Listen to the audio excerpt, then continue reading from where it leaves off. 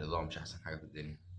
صباح الخير، عاملين إيه؟ مش عارف إيه اللي هيتقال قدام الكاميرا. أنا فتحت الكاميرا النهاردة وأنا مش عارف أي حاجة تتقال.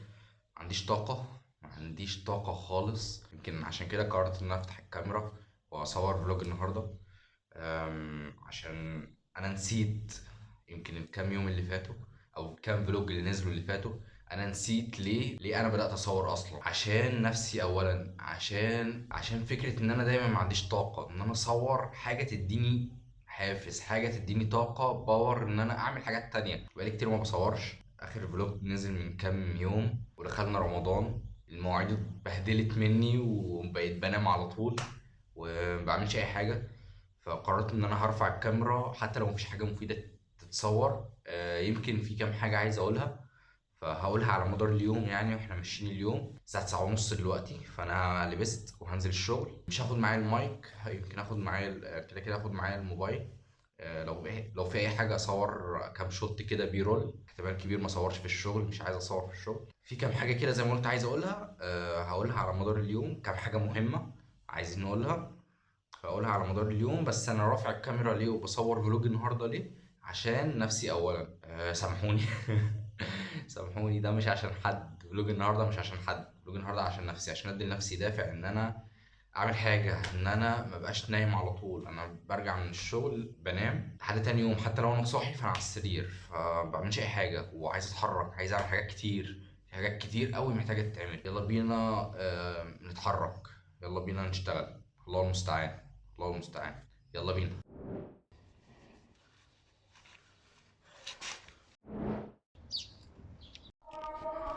طيب، لسه راجع من الشغل، ما عنديش طاقة خالص. اليوم تعبني جدا، بالذات انا عندي الجيوب الانفية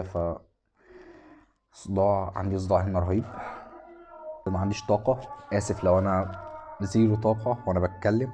بحاول على قد ما اقدر ادي نفسي شوية طاقة عشان اقدر اتكلم، عشان ما تملوش مني. فاضل 5 دقايق على اذان المغرب، فهقرأ شوية قرآن وارجع بعد الفطار. يلا بينا.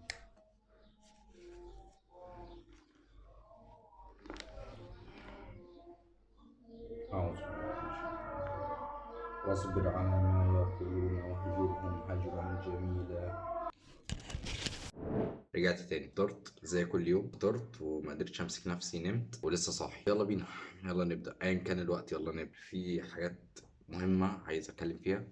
حاجتين مهمين عايز اتكلم فيهم. بس خلينا نعمل قهوة الاول عشان افوق، وبعد كده نرجع نتكلم. يلا بينا.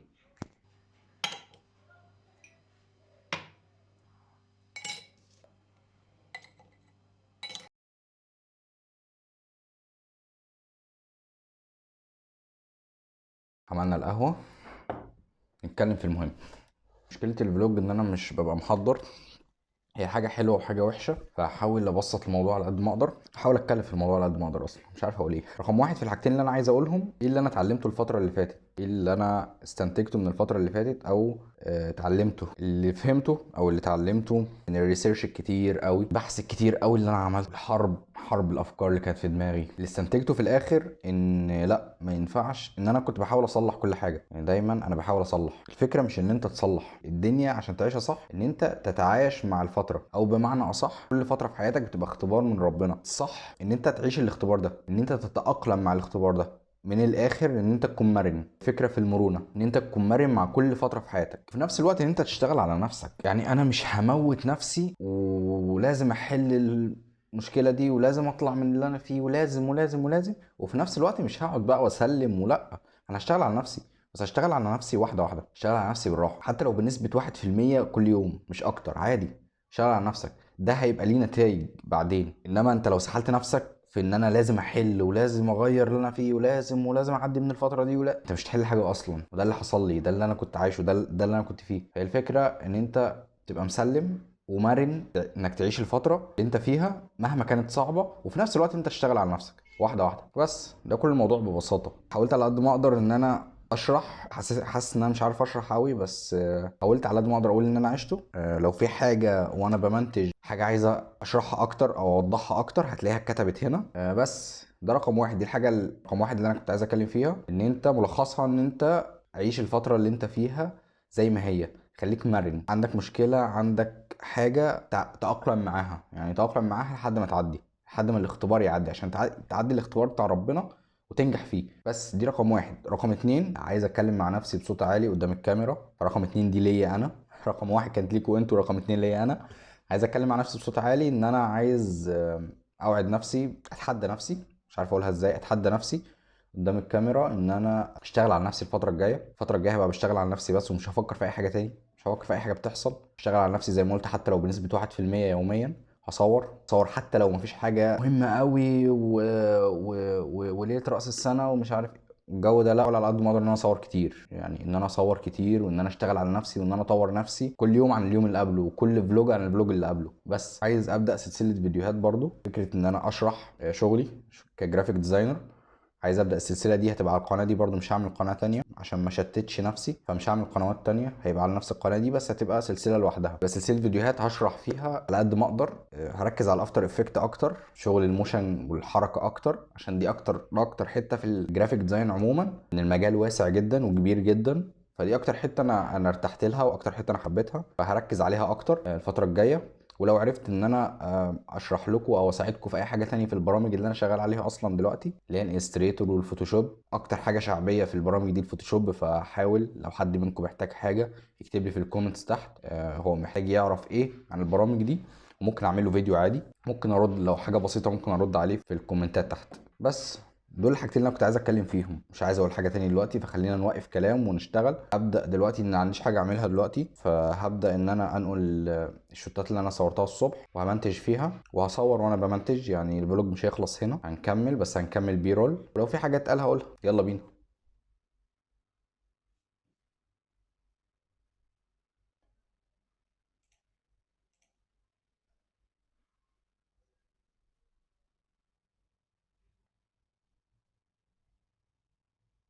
انا كده تقريبا خلصت مونتاج الفلوج. اصعب، يعني اصعب جزء خلص، القطات. عملت القطات وظبطت الالوان، خلصت كل حاجه تقريبا، بس هضيف الشوت الاخير ده بس. يعني فاضل شويه حاجات كده، مش عايز اطول عليكم. فاضل شويه حاجات كده بسيطه هظبطها دلوقتي وهقفل الفلوج. اليوم يعتبر خلص خلاص، شويه كده اتسحر وانام. مفيش مره من المرات اللي فاتت طلبت من حد ان هو يعمل لي سبسكرايب او يعمل لي لايك على فيديو او حاجه، بس دي اول مره هتكلم في الموضوع ده.